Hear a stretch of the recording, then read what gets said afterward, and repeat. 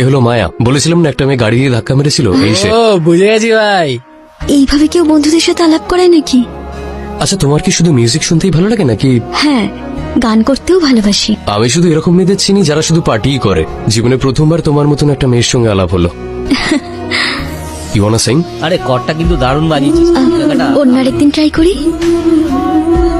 আমি আজ আসি, দেরি হয়ে যাবে। আরে প্রিলুডটা কিন্তু খুব সুন্দর জায়গা এটা। একদম Thanks. যেরকম rehearsal ছিল। যখন ইচ্ছা হবে চলে এসো। না না, ওই জায়গাটা ভুল হয়ে গেলে খুব মুশকিল হয়ে যাবে। আর Bye. প্রোগ্রামের দিন না হলে Bye. কিন্তু পুরো জিনিসটা ঘেটে যায়, বুঝলি তো? আমার ওই জায়গাটা এত ভালো লেগেছে, মনে হচ্ছিল ওখানেই থেকে যাই। আজকের পর যখনই আমি ফ্রি টাইম পাবো বা আমার ইচ্ছে করবে, আমি ওখানে অবশ্যই যাব।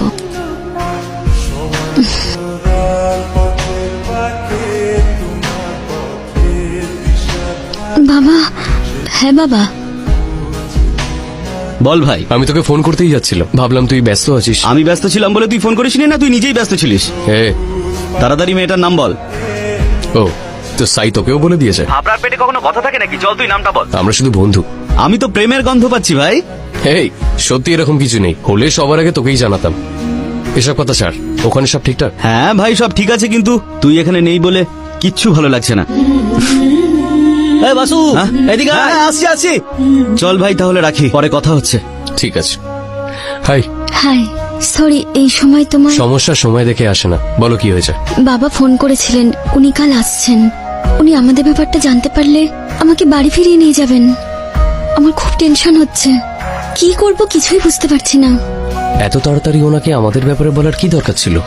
ও সরি, আসলে আমি গাড়িটার কথা বলছিলাম। এটা গাড়ি নাকি একটা ভাঙা টিনের বাক্স? অনেক পুরনো মডেল, তাই না? বাবা চাকরি পাওয়ার পর বাবার এটা প্রথম গাড়ি। তোমার বাবার কথা জানি না, তবে এটা হয়তো কোম্পানির প্রথম বিক্রি করা গাড়ি। প্লিজ অভি, বাবা গাড়ির এই অবস্থা দেখলে রেগে যাবেন, কিছু করো না। হেই, আমি কি করব? যদি অনলাইনেও সার্চ করি না, তাহলে শুধু এর ছবি পাওয়া যাবে। স্পেয়ার পার্ট পাওয়া খুবই মুশকিল। এই টিনের বাক্স আর ঠিক করা যাবে না। আমি যখন এত ভালোবেসে বলছি, তাও তুমি করতে চাইছো না কেন? হ্যাঁ, চিন্তা করো না বন্টি, এখানে টপিকটা একটু অন্য, প্লিজ। তাহলে পাল্টে নাও। কে বলেছিল তোমায় সেদিন আমার গাড়ির সামনে এসে পড়তে? এসব তোমার জন্যই হয়েছে। আমার জন্য? এটাকে ঠিক করতে হবে।